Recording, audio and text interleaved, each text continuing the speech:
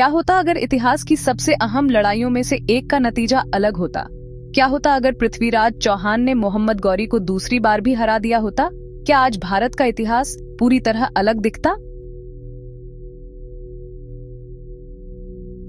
1191 ईस्वी में तराइन की पहली लड़ाई में चौहान ने मोहम्मद गौरी को हराया और दिल्ली की सल्तनत की नींव रखे जाने से रोका। लेकिन एक साल बाद 1192 में दूसरी तराइन की लड़ाई हुई, जिसमें किस्मत पलट गई।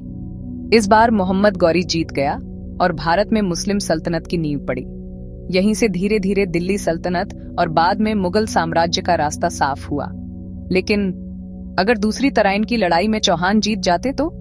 अगर चौहान जीतते तो मोहम्मद गौरी की सेना पूरी तरह टूट जाती।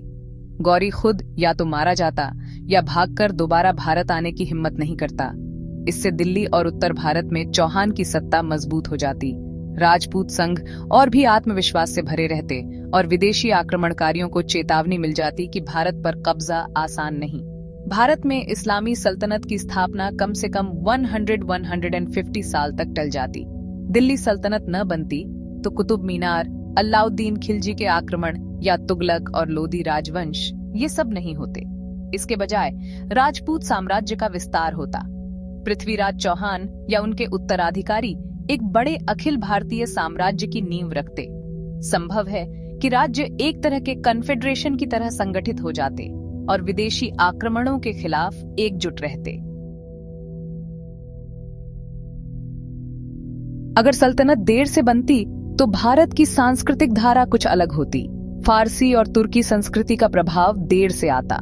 हिंदी और संस्कृत साहित्य को और अधिक संरक्षण मिलता।